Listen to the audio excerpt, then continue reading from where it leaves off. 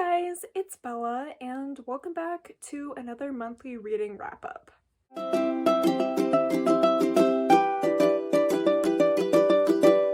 So, as some of you might know, November was NaNoWriMo, which means that I dedicated a lot of my time to writing rather than reading, so I definitely read less books this month. But I still liked what I read, and I am proud of myself for balancing both reading and writing this month because it was very hard. I read a lot of audiobooks this month, and I'm going to start with those because I don't have the physical copies of them. Actually, that's a lie. I don't have the physical copies of one of them. The rest of them are Harry Potter, so I do have the physical copies of those.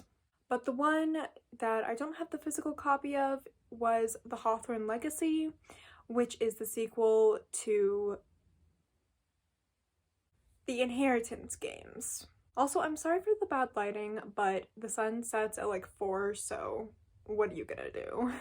Basically, The Inheritance games and The Hawthorne Legacy are the first two books in a trilogy that are supposed to be a sort of Cinderella retelling, but honestly, besides a bunch of stuff that happens in like the first half of the first book, there's not much of that in there. It's more of a mystery with our main character trying to solve a bunch of mysteries and figure out kind of her place in the world, her family history, those kind of things.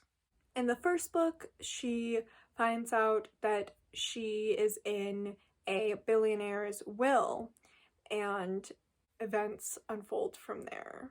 I can't really say much about the synopsis of this book without spoiling the first book, but I will tell you what I rated it. I gave it 3 stars.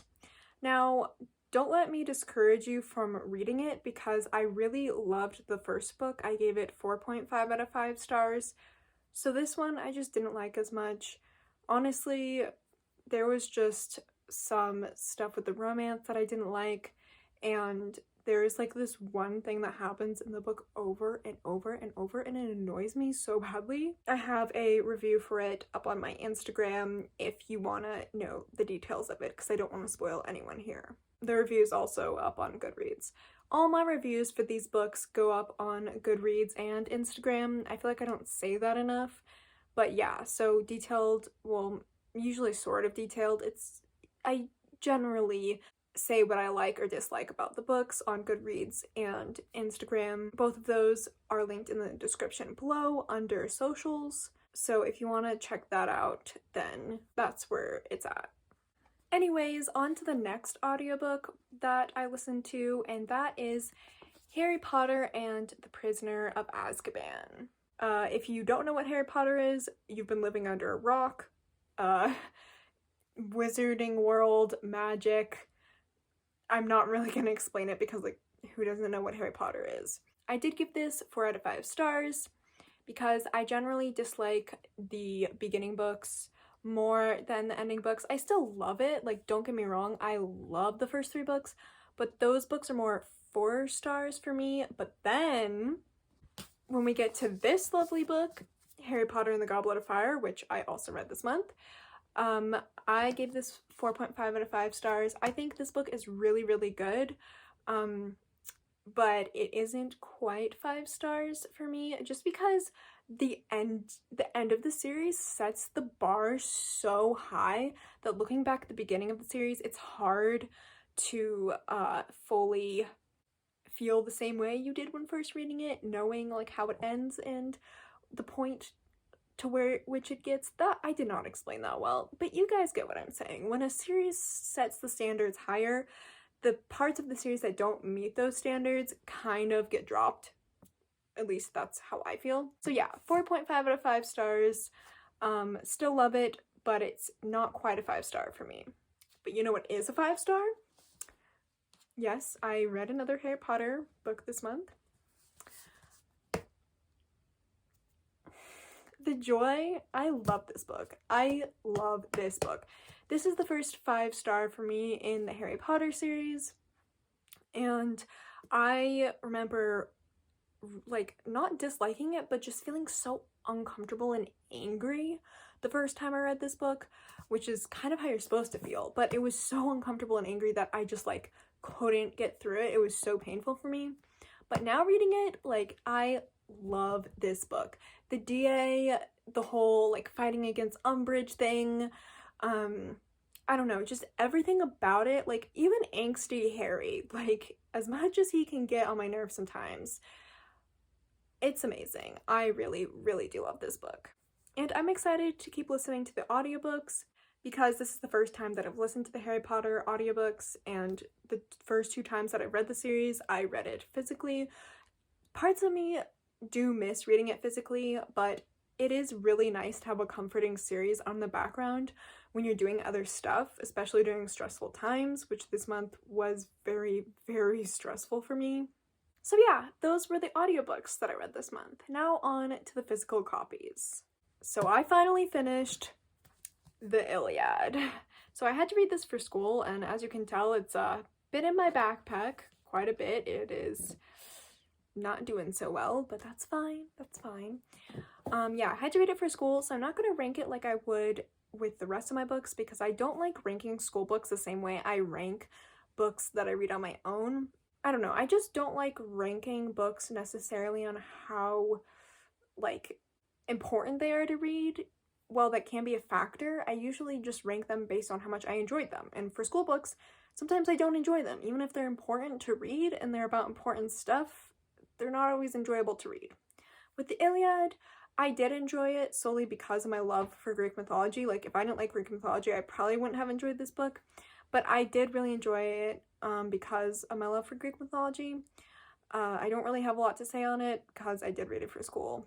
But I am glad I read it just because I feel like I know a lot more about the origins of some of these myths and things, I guess. Like, I read the Song of Achilles earlier this year, and it was so interesting to see exactly where the author of that book got like the inspiration for certain scenes. There would be like one line in the Iliad, and then I would remember a scene from the Song of Achilles that was like based off that one line, and it was really cool. So that was the part that I really enjoyed about reading it.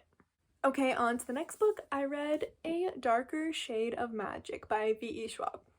I really did enjoy A Darker Shade of Magic. I gave it 4.5 out of 5 stars.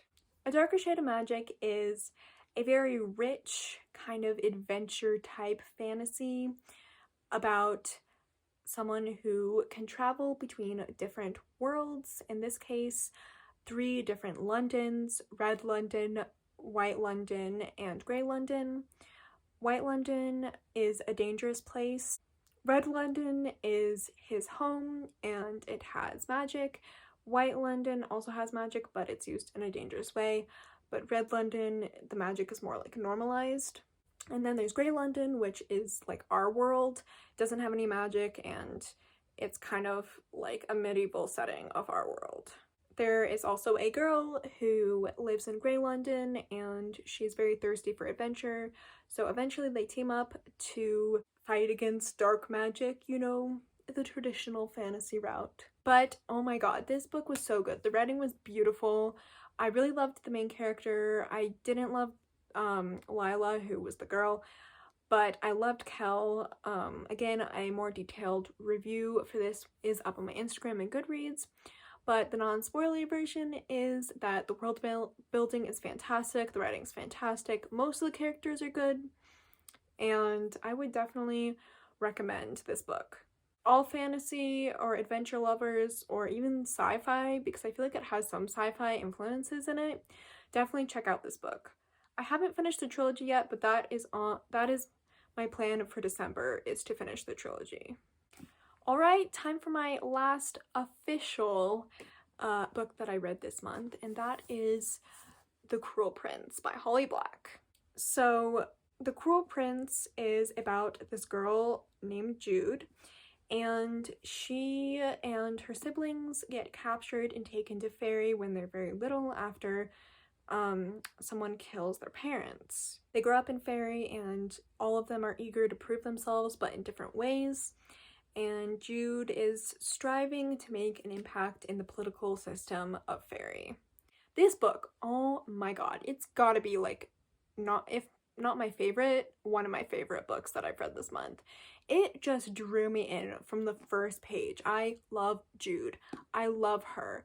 She's such a complex and interesting main character in a way that a lot of main characters aren't, because she genuinely has these like deep inherent flaws, but it doesn't take away from her character. It makes her more of a real person, more relatable.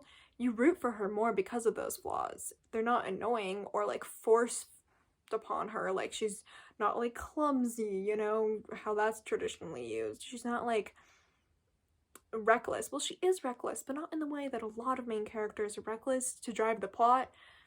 She's reckless just solely because she gets angry, and you know, that's something that I think a lot of people can identify with. The plot's also really good. There's a lot of plot twists that I thought were done really well, and I'm very excited to see where the romance goes. I just really, really enjoyed this book. So yeah, I definitely recommend this book.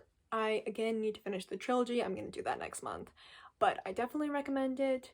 If you haven't read it, if you're a fantasy fan, just check it out. It's so good. Honestly, I was kind of apprehensive going into it. I was afraid it was going to be overhyped, and I heard that the romance wasn't like a large part of it, which kind of made me sad because I love a good romance, but the plot is very interesting enough, the characters are interesting enough where it completely captivates you without romance. And there is some, don't worry, there is some. It is just less than the internet makes you think.